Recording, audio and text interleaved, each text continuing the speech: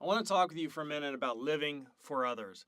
Living for others is something that not a lot of people think about consciously. Maybe a few people do, but I think it's something we should all integrate into our own psyches. And one of the things that most people aren't aware of is that when you live for others, when you do things which are for the benefit of other human beings, that will make you feel good.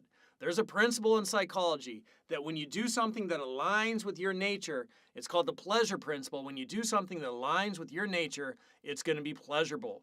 When we eat, that is aligning with our nature. We were made to eat. Eating is pleasurable. When we procreate, that is aligning with our nature. Procreating is something we're built to do, and that's why nature made it pleasurable. And likewise, nature made humans to be social creatures.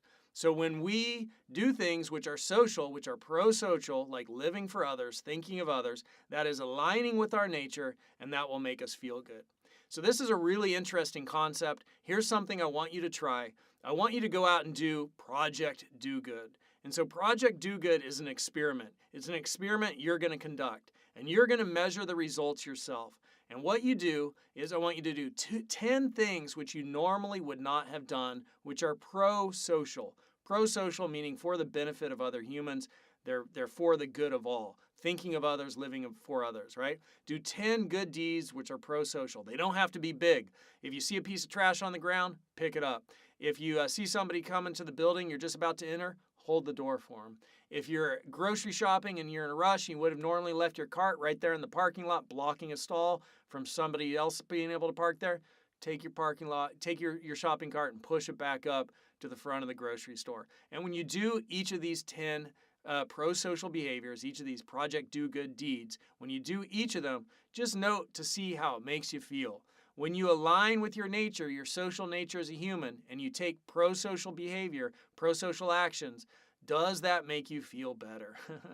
So go ahead, try Project Do Good, and start thinking about living for others, because it's a really interesting concept, and I believe that the more that people start thinking about this and start thinking about living for others and living in a pro-social community way, the better our world's going to be.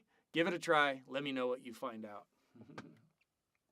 All right, so if you're my student in my online class where we're learning how to teach online and we're practicing emulating people whose teaching presentation styles we like, I was just emulating there Shane Smith, who has a little bit of a deeper voice and a more direct sort of presentation style where it's very factual. I'm going to tell you the facts and that. So I was giving Shane Smith a little bit of an integration technique there and bringing him a little bit into my technique, integrating him into my presentation style.